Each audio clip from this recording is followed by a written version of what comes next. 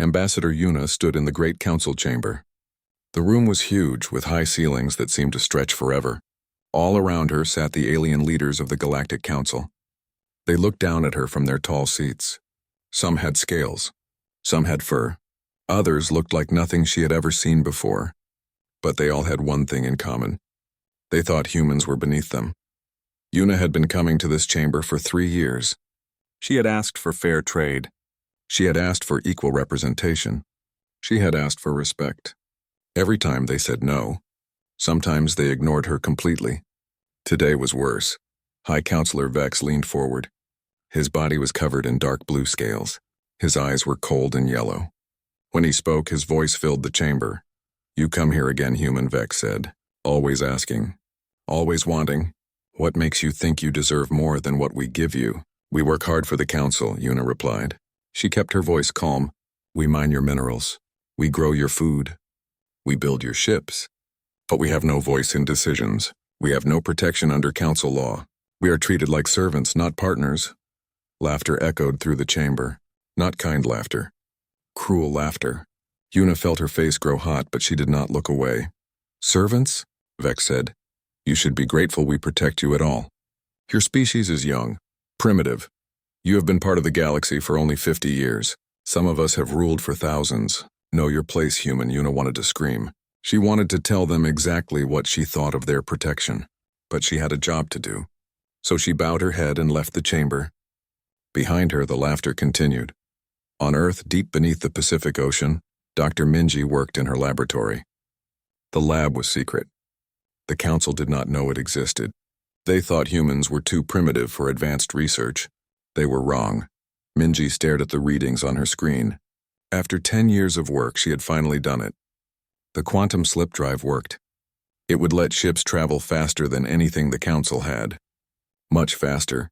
With this technology, humans would no longer be trapped in their own small corner of space. "Dr. Minji," her assistant called out. "Admiral Hana is calling." Minji pressed a button. A woman's face appeared on the screen. Admiral Hana looked tired. She always looked tired these days. "How is the project?" Hana asked. "It works," Minji said. "We can start building the drives for the fleet." Hana smiled. It was a small smile, but real. "Good. We need every advantage we can get. The council keeps tightening restrictions. Soon we will not be able to build anything at all." "Do you think they suspect something?" Minji asked. "I hope not," Hana said. "But we need to be ready, just in case." In his ship hidden in an asteroid field, Captain Day ran another training exercise. His crew moved quickly and quietly. They had to. The Shadow of Earth was humanity's first stealth ship. If the council found it, there would be trouble. "Captain," his second officer said, "we have a message from command." "Priority 1, Day read the message. His jaw tightened. Council intelligence had found something. They knew humans were building things they should not have.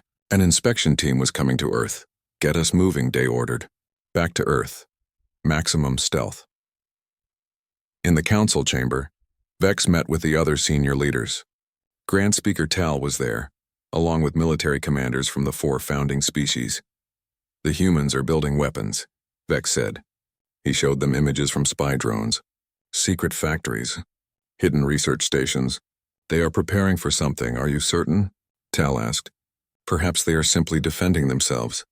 "Defending against what?" Vex's voice was sharp. "We protect them." "No, they are planning rebellion. We must act now before they become a threat." "What do you propose?" another leader asked. "We show them what happens when inferior species forget their place," Vex said. "We demand they surrender all military assets. If they refuse, we make an example of them." The vote was quick. Every senior member agreed. Humanity would be taught a lesson. Admiral Hana was in her command center in Seoul when the alarms went off. Her blood turned cold as she read the reports. 50 council warships had just appeared in Earth's orbit. They were not here to talk. "Get me the council frequency," she ordered. Vex's face appeared on screen. "Admiral Hana, your species has violated council law. You have built weapons without permission. You have conducted illegal research.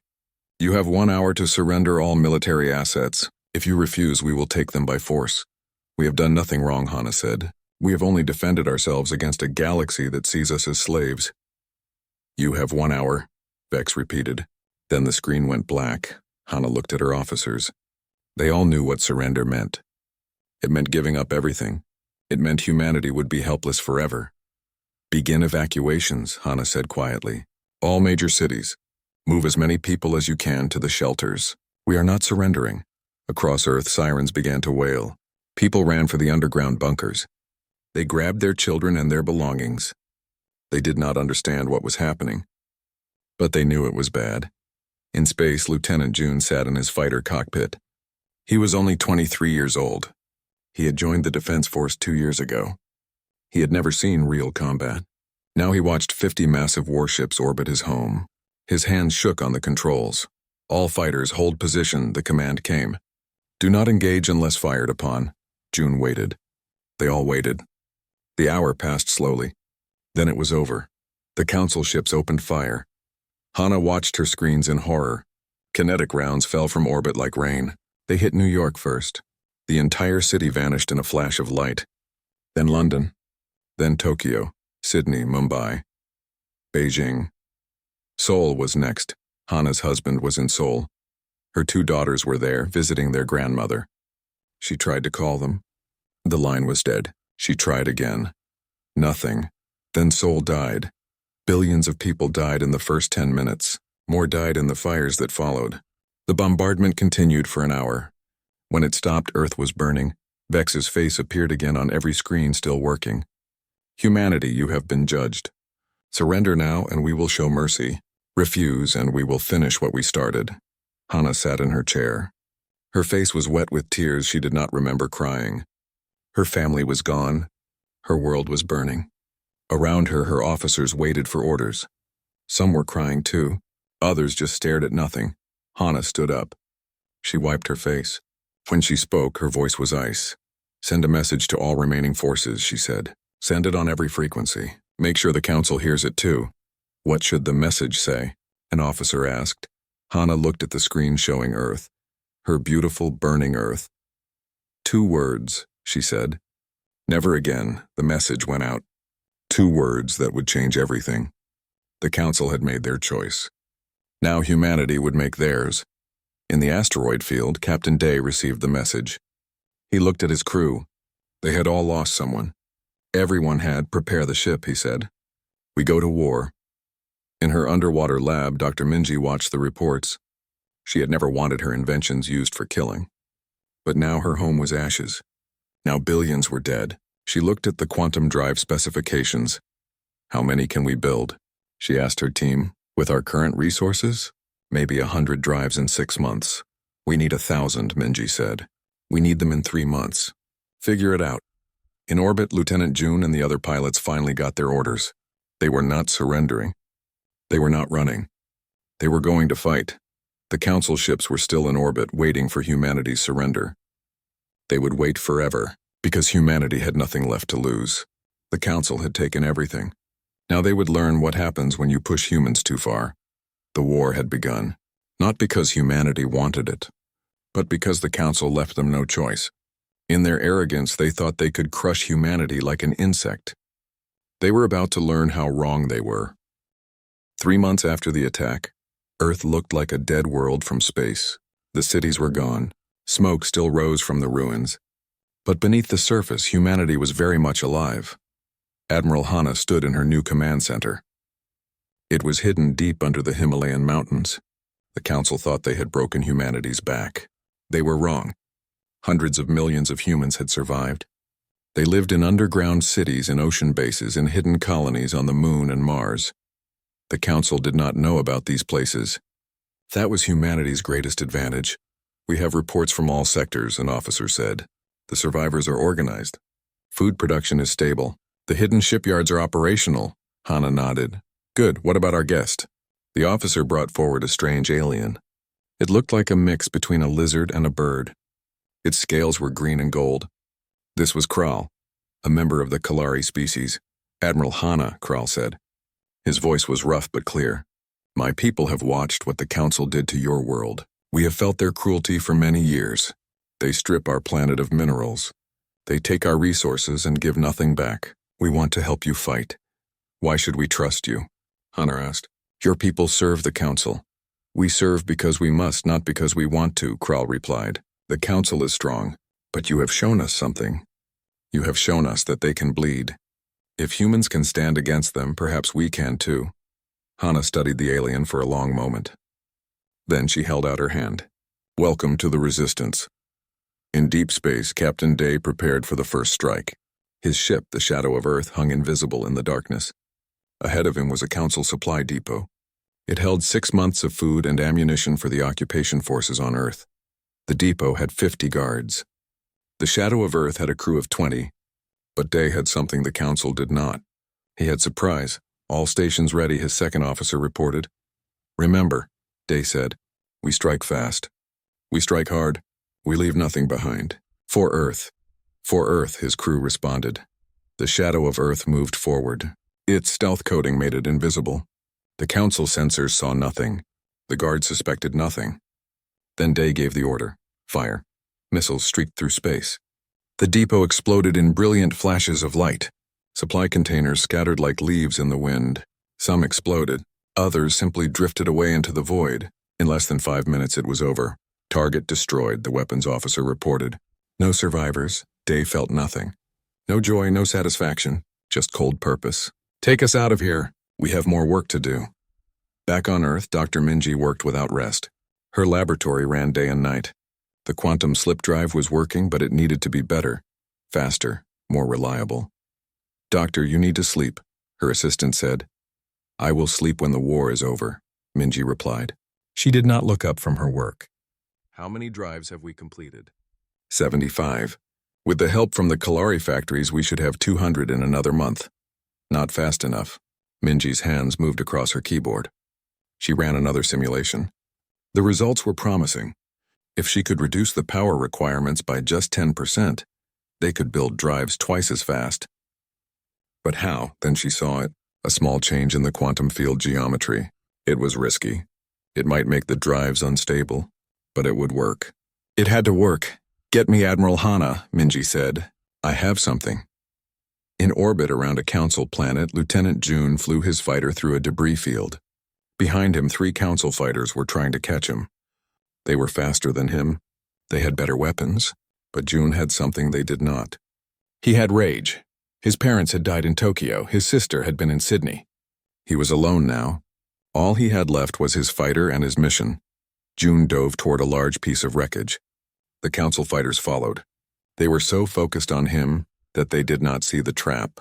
As June passed the wreckage, he fired a single missile behind him. Not at the fighters. At the wreckage exploded. Debris flew in all directions. One council fighter could not dodge in time. It crashed into a spinning piece of metal and broke apart. The other 2 scattered. June came around hard. Now he was behind them. His targeting computer locked on. He fired. 1 down. He fired again. 2 down. 3 more council fighters eliminated, he reported. Returning to base, and as he flew back, June felt empty. He had just killed 6 beings. They probably had families too. But what choice did he have? They had started this. They had killed billions. If humanity was going to survive, they had to fight. The war continued like this for months. Hit-and-run attacks, ambushes, sabotage. The council could not understand it. They had destroyed Earth's cities. They had killed billions. How were the humans still fighting? High Counselor Vex stood in his command ship. Before him were reports of another 12 supply depots destroyed. 7 patrol groups ambushed. 3 colonies raided. The humans were like ghosts. They struck without warning and vanished before his forces could respond. How is this possible? Vex demanded. We destroyed their military. We destroyed their infrastructure. Where are they getting ships? Where are they getting weapons? We do not know, his intelligence officer admitted. They must have hidden facilities we did not detect. And they have allies now. The Kalari are helping them. The Kalari? Vex's voice was ice. They dare to betray the council? It appears so. And there are reports that the Thex and Quinn may also be considering joining the humans. Vex slammed his fist on the console. This is unacceptable. Increase patrols. Double the guard on all supply lines. And send a message to the Kalari homeworld. If they do not cease their support of the humans immediately, there will be consequences. But the threats did not stop the attacks. Every day the council lost more ships, more supplies, more control. And every day humanity grew stronger. Ambassador Yuna worked from a hidden space station. She met with representatives from dozens of oppressed species. The Council had been cruel to all of them. Now they had a chance to fight back. The Theks arrived in their hive ship. Their collective consciousness spoke through one individual. We can build. We can manufacture. Give us the designs for your weapons and we will make them. The Quinn brought their biotechnology. We can heal your wounded. We can make your soldiers stronger. We can create weapons that the Council has never seen. One by one, the oppressed species of the galaxy joined the resistance. Not because they loved humanity, but because they hated the Council more. 6 months after the attack on Earth, Admiral Hana called a meeting of all resistance leaders. They gathered in a secret location, a hollowed-out asteroid far from any Council patrol routes.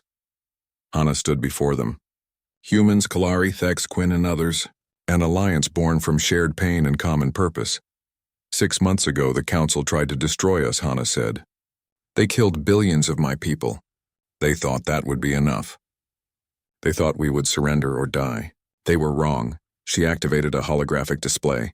It showed the Council supply lines. Red marks indicated successful attacks. There were hundreds of them. We have hurt them. But it is not enough. It is time to move from defense to offense. Dr. Minji has completed the new quantum drives. Captain Day has trained our stealth fleet. Lieutenant June has created new fighter tactics. Ambassador Yuna has brought us allies. We are ready. Ready for what? Kral asked. Hana smiled. It was not a kind smile. Ready to show the Council what happens when you awaken sleeping giants. We are going to take the fight to them. We are going to liberate their colonies. We are going to free their slaves. And we are going to make them regret the day they came to Earth. The room erupted in agreement. Different voices, different languages, but all saying the same thing. Yes, it was time. In his command ship, High Counselor Vex received a transmission. It was from the humans. He opened it with contempt. What could these primitives possibly have to say? Admiral Hana's face appeared on screen. She looked directly at him with cold eyes. High Counselor Vex, she said, you came to Earth without warning. You killed billions without mercy. You thought you could crush us because we were young and weak. You made a mistake, a fatal mistake. We do not forget. We do not forgive. And now we are coming for you. The transmission ended. But before it did, Hana sent him coordinates. The location of the Council's next supply convoy, and the exact time it would be attacked. Vex stared at the coordinates. Was this a trick, a trap? Or were the humans so confident that they could announce their attacks in advance? Send 3 battle groups to those coordinates, he ordered. We will show these humans what happens when they challenge the Council. But when his ships arrived at the coordinates, they found nothing. The convoy had already been destroyed. Every ship was debris. The attack had happened hours before Vex's reinforcements could arrive. And in the wreckage, they found a message painted on a piece of hull. Never again. The war had entered a new phase. No longer was humanity just surviving. Now they were hunting. And the Council, for the first time in 1,000 years, knew what it felt like to be prey. 1 year after the attack on Earth, everything changed. In hidden shipyards scattered across the solar system, humanity revealed what they had been building. The fleet emerged from the darkness like avenging angels, 200 warships, each one equipped with quantum slip drives, each one faster than anything the Council had ever seen. The Vengeance-class battleships were massive, bristling with weapons. The Hunter-class destroyers were sleek and deadly, and leading them all was the Shadow of Earth, Captain Day's stealth ship, now the flagship of an entire squadron. Admiral Hana stood on the bridge of her command ship, the Rising Dawn.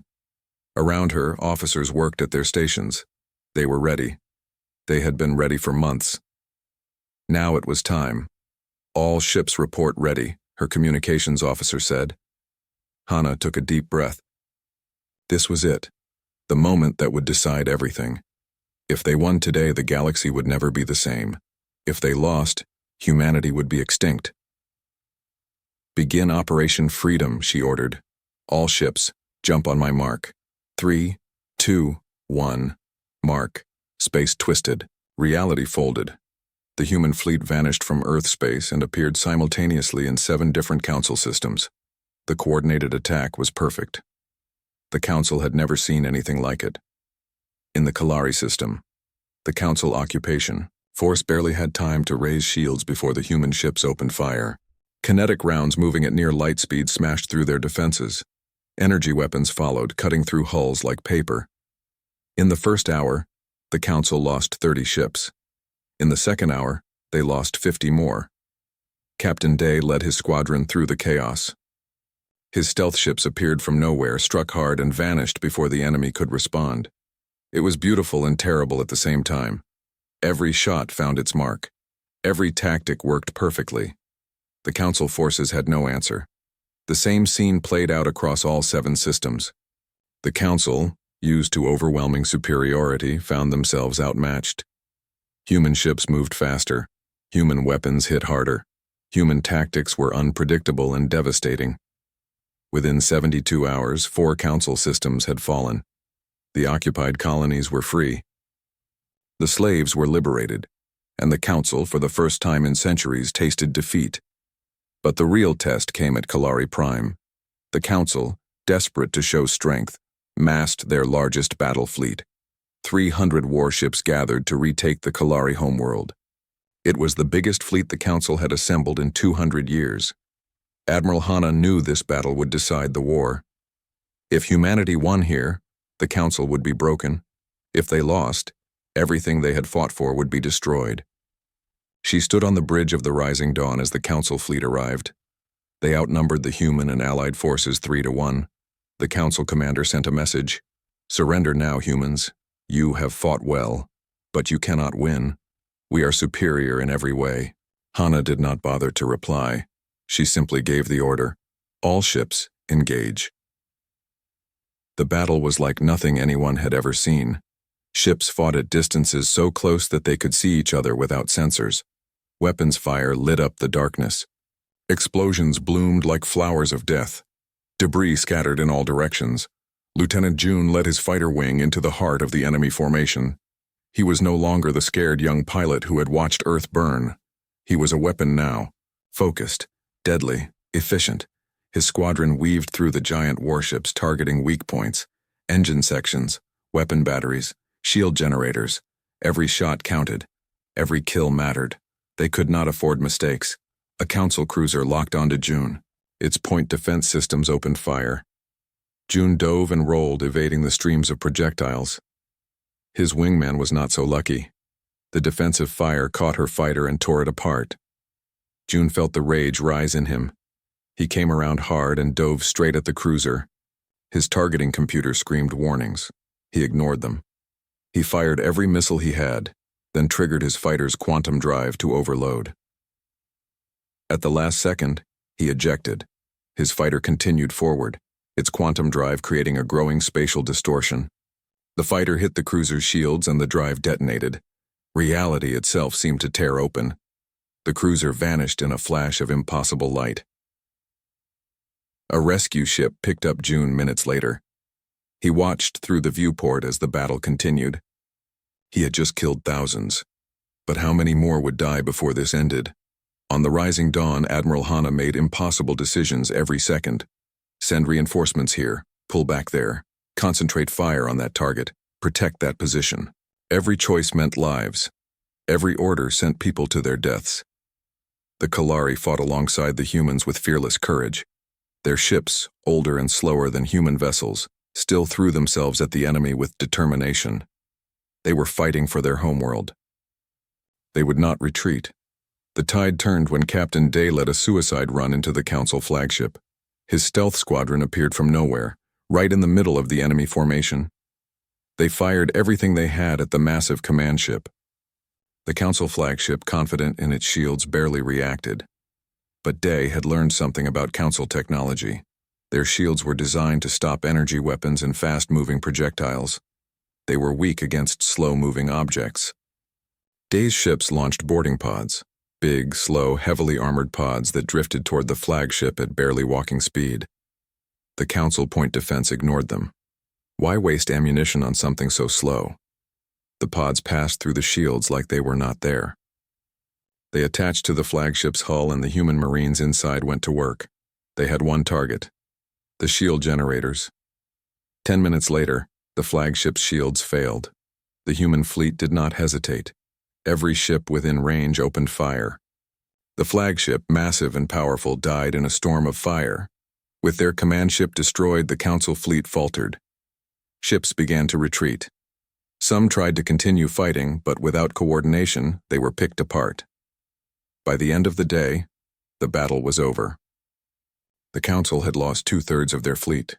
Humanity had lost 40 ships and thousands of fighters. The Kalari had lost even more. But they had won. Kalari Prime was saved. That night, Admiral Hana sat alone in her quarters. She looked at the casualty reports. So many dead. So many young people who would never go home. She thought about her family, still lying in the ruins of Seoul. Had this made their deaths mean something? Or had she just created more death? Lieutenant June came to see her. He looked older now, despite being only 24. War did that to people.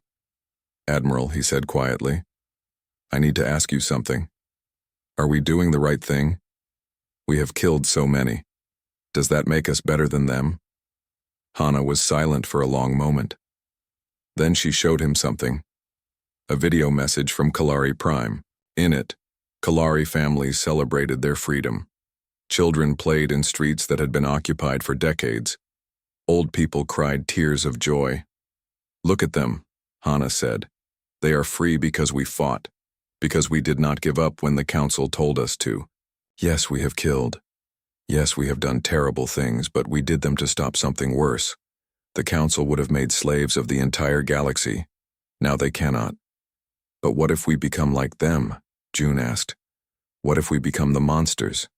Then, it will be up to people like you to stop us, Hana replied. That is the burden we carry.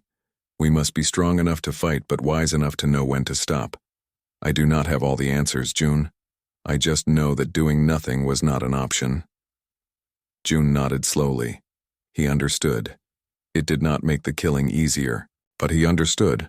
In Council space, High Counselor Vex raged. His fleet was broken, his authority was shattered.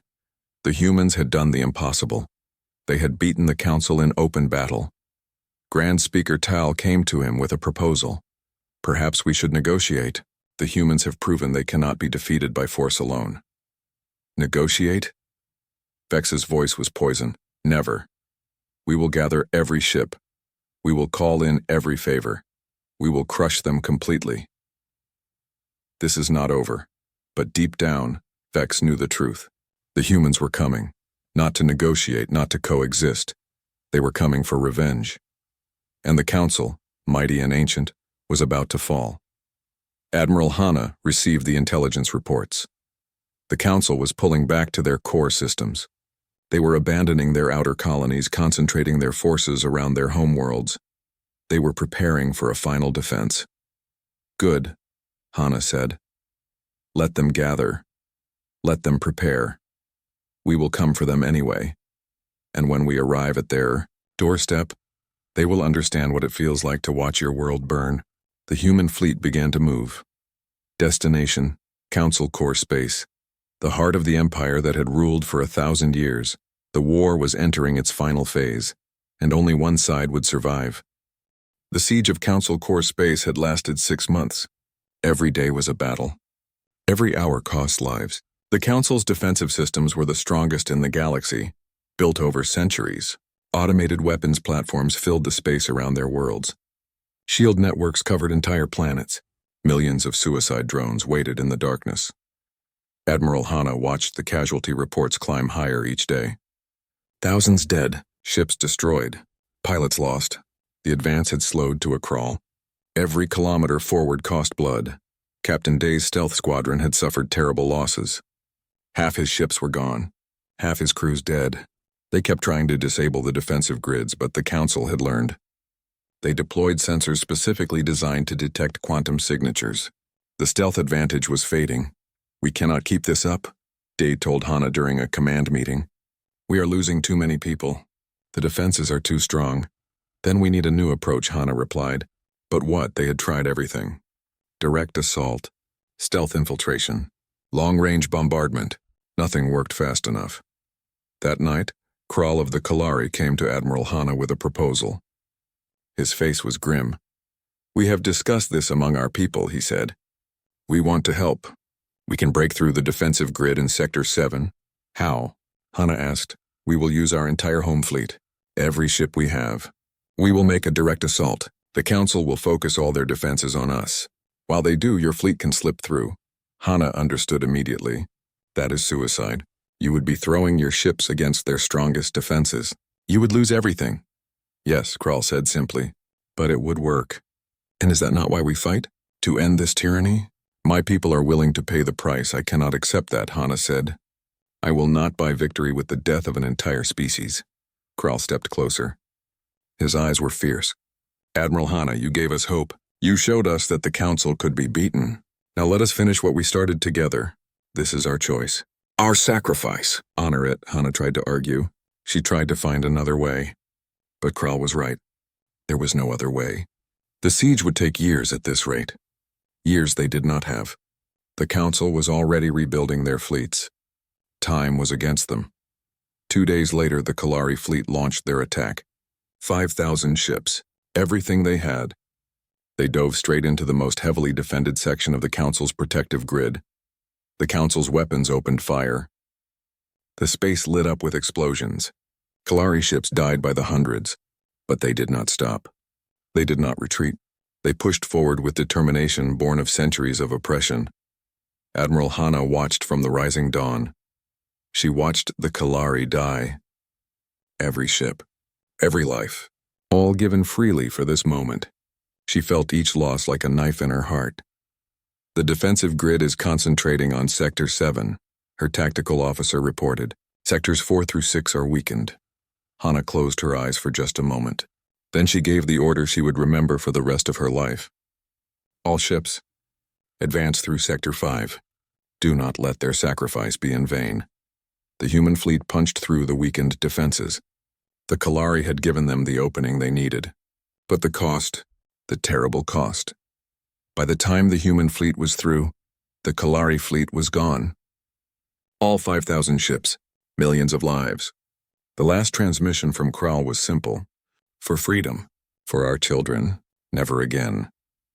Now inside the defensive perimeter, the human fleet faced the Council's main battle fleet. The fighting was brutal. Ships rammed each other when weapons failed. Boarding actions were fought corridor by corridor. Space Marines battled hand-to-hand when ammunition ran out. Lieutenant June led his squadron through the chaos. He had stopped counting his kills months ago. He just flew and fought and tried to survive. But he was tired. So tired, a Council cruiser locked onto his wing. His shields were failing. His weapons were almost empty. This might be it. This might be where it ended. Then Captain Day's Shadow of Earth appeared from nowhere. The stealth ship tore into the cruiser's engines, saving June's life. But the Shadow took heavy damage doing it. Day, get out of there, June transmitted. Your ship is dying. Day's voice came back calm. I know, but I can still fly. And there is one more thing I need to do. High Counselor Vex had made a terrible decision. If the Council could not win, he would destroy everything. He activated the planet killer weapons. Massive devices designed to crack worlds open. His first target was Kalari Prime. Punishment for their betrayal. The weapon began to charge. In minutes it would fire. Billions would die. Admiral Hana received the alert and felt horror wash over her. After everything the Kalari had sacrificed, their homeworld would still die. Dr. Minji contacted her. There is a way to stop it. The quantum disruptor. But someone has to get close enough to deploy it. Very close. The radiation alone will kill anyone nearby. How close? Hana asked. Inside the shield perimeter of Vex's flagship. It is a suicide mission. Captain Day heard the transmission. He looked at his damaged ship. At his loyal crew. They had all known this day might come. The day when survival was not possible. Only purpose remained. Shadow of Earth volunteers, Day transmitted. We will deploy the disruptor, Day. No, Hana replied. There has to be another way. There is not. And you know it. This is why we built the Shadow. For moments like this. We always knew we might not come home. Lieutenant June broke formation. I am coming with you, June. You do not have to, Day said. Yes, I do, June replied. You saved my life. Let me return the favor. Besides, someone needs to cover you. More volunteers joined them. Pilots who knew they would not survive. Marines who chose duty over life. Together they formed up around the shadow of Earth and dove toward Vex's flagship. The Council threw everything at them. Defensive fire lit up space. Ships exploded. Fighters disintegrated. But enough got through. Just enough. The shadow of Earth slipped past the last defense and entered the shield perimeter. De-armed the quantum disruptor. The device began to hum with terrible energy. For Earth, Day said. For all those we lost, and for all those we saved. He activated the disruptor. Reality screamed. Space itself seemed to tear. The quantum fields that powered every advanced system in the Council fleet began to collapse. The cascade spread like a wave, disabling ships, destroying weapons, and tearing through the fabric of technology itself. The planet-killer weapon died before it could fire. Vex's flagship lost power, and the shadow of Earth, along with everyone who had followed it, vanished in the expanding quantum storm. The Council fleet was crippled. Without their quantum systems, their ships were helpless. The human fleet, protected by distance, watched as the cascade burned itself out. When it was over, the Council's military power was broken. High Counselor Vex died in the destruction of his flagship. Grand Speaker Tal and most of the Council leadership were killed in the chaos that followed. The war was over. Humanity had won, but the victory tasted like ashes. Admiral Hanna sat in her command chair, staring at the empty space where the shadow of Earth had been. Captain Day was gone. Lieutenant June was gone. Thousands more were gone. The Kalari had sacrificed everything. Dr. Minji, watching from her lab, turned off her equipment. She would never build another weapon. The quantum disruptor had saved billions, but it had killed her friends. The price was too high. She was done. Ambassador Yuna received the news of victory. She should have been happy. They had won. The Council was defeated. The galaxy was free. But all she could think about was the cost. How many had died? How many families destroyed? How many futures erased? She had work to do. Someone had to build the peace. Someone had to make sure all this death meant something. It would be her burden to carry. That night, Admiral Hanna finally allowed herself to break. She went to her quarters, locked the door, and cried. She cried for her family. She cried for Earth. She cried for the Kalari. She cried for Day and June and everyone else who would never go home. They had their vengeance. The Council was destroyed. But was it worth it? She did not know. She might never know. All she knew was that it was over. Finally, after so much pain, it was over. The galaxy would never forget what had happened here. The day humanity rose from the ashes and struck down an empire. The day the weak became strong. The day vengeance was achieved. But it would also remember the price. And that price would haunt them all forever. 5 years had passed since the war ended. The galaxy was changing, slowly, painfully, but changing. Ambassador Yuna stood before the Galactic Assembly. The chamber was different from the old council room. There were no high seats looking down on others. Every species sat at the same level, equal. As it should be, representatives from hundreds of worlds filled the hall. Humans, Kalari, Thex, Quinn, and even some from the old council species, those who had survived, those who had chosen peace over power. Today we vote on the new trade agreement, Yuna said. Her voice was calm but strong. All species will benefit equally. No one will be exploited. No one will be left behind. The vote passed. It always passed these days. The galaxy had learned its lesson. Tyranny led to war. War led to death. Better to share than to rule. After the meeting, Yuna stood on a balcony overlooking the rebuilt capital city. It was on Kalari Prime, a symbol. The first world liberated would host the new government. That seemed right. A human approached her. Young, maybe 20 years old. Born after the war. Part of the generation that would inherit what had been built. Ambassador Yuna, the young person said. I am writing a paper about the war. May I ask you something? Of course, Yuna replied. Was it worth it? All the death. All the destruction. Could there have been another way? Yuna was quiet for a long time. Then she spoke. I do not know if there was another way. The council gave us no choice. But I think the real question is not whether it was worth it. The question is what we do now. Do we honor those who died by building something better? Or do we waste their sacrifice? On Earth, reconstruction continued. The cities were rising again. Not the same as before, better, stronger. Built with help from species across the galaxy. The Thex contributed their engineering.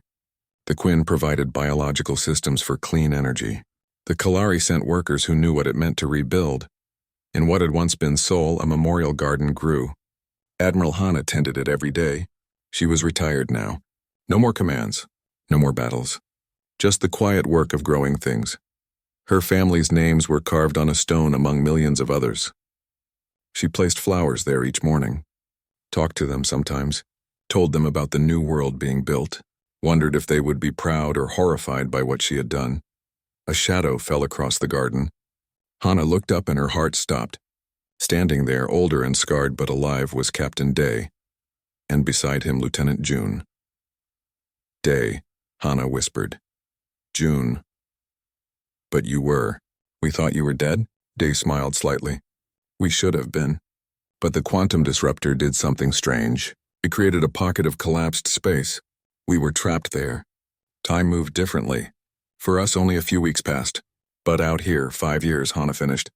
She stood and hugged them both. Tears ran down her face. She did not try to hide them. You came back. You actually came back. A deep space rescue found us 3 months ago, June explained. It took time to get home. Everything is so different now, yes, Hana said. The war is over. We won, but the cost. She showed them the memorial stones. So many names. So many lives. Day walked among the stones. He read the names of his crew. His friends. People he had led into battle. People who had not come home. I should feel happy to be alive, he said quietly. But I just feel guilty. That never goes away, Hana told him. I still feel it every day. But you learn to carry it. You learn to live with it. And you try to make sure their deaths meant something. June looked around at the rebuilt city. At the ships from different species working together in the sky. At the children playing in the streets. This is what we fought for, is it not? This peace? Yes, Hana said. This is what we built from the ashes. Not perfect, but better than what came before. Dr. Minji had stopped building weapons. Instead, she worked on peaceful technology. Her quantum drives now connected the galaxy. Ships traveled in hours what once took weeks. Trade flourished. Communication improved. Understanding grew. She also developed medical applications of quantum physics, treatments that saved lives instead of taking them. It did not erase what she had done during the war. But it helped. A little. When students asked her about the quantum disruptor, she told them the same thing every time. Knowledge is a tool. It can build or destroy. The choice is always yours. Choose wisely. Choose life over death when you can. In orbit around Earth hung a massive structure, a monument visible from everywhere on the planet. On its surface were carved billions of names.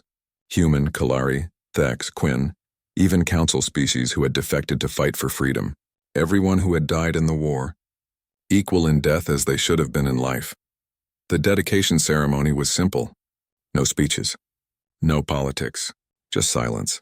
Millions watched from Earth and from worlds across the galaxy as the monument was unveiled.